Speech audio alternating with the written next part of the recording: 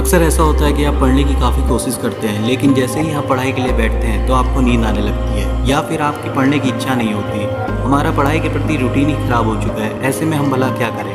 कितनी भी कोशिश कर लें हम पढ़ नहीं पाते। फिर अब समस्या का समाधान क्या है और वापस में पढ़ाई में मन कैसे लगाया जाए?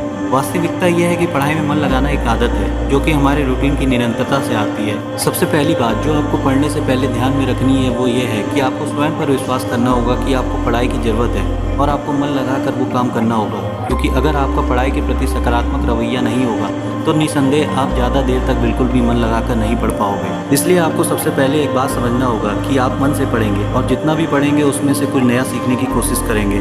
और यकीन मानिए कि भीतर से जितना भी अधिक विश्वास होगा आपका पढ़ाई में मन उतना लगेगा। इसलिए आपको पॉजिटिव माइंडसेट के साथ अपनी पढ़ाई शुरू करनी है। लेकिन हर बार ऐसा नहीं होगा कि आप पॉजिटिव माइंडसेट के साथ इतनी आसानी से पढ़ाई कर पाएँ। इसलिए जिस वक्त भी आप काफ़ी ज़्यादा पढ़ाई के प्रति आलस फील करते हैं, आप कुछ ऐसी एक्टिविटी कीजिए जिसमें आप खुद को मोटिवेट कर सके।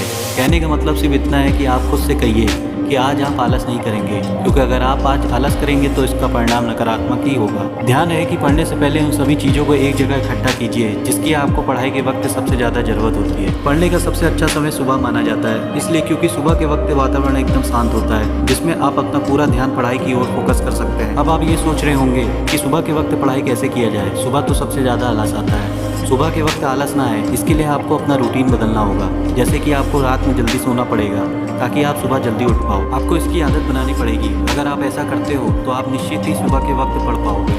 याद रहे कि एक अच्छा विद्यार्थी वही होता है जिसे अपना लक्ष्य पता होता है कि जीवन में उसे क्या करना है। पढ़ाई के प्रति फोकस की ज़रूरत होती है। फोकस बनाए रखने के लिए हमें शारीरिक और मानसिक रूप से अपने आप को स्वस्थ करने की ज़रूरत है। इसके लिए आपको शारीरिक और मानसिक व्यायाम की ज़रूरत है। जब इन सब की आदत आप अपने रोज़मर्रा की ज़िंदगी में बना लोगे तो आपके अंदर एक सकारात्मक ऊर्जा पैदा होगी जो एक विद्यार्थी के जीवन के लिए बहुत ज़रूरी है। अगर आप एक विद्यार्थी हो तो आपको ही तय करना है कि आपको अपनी दिनचर्या को कैसे बदलना है।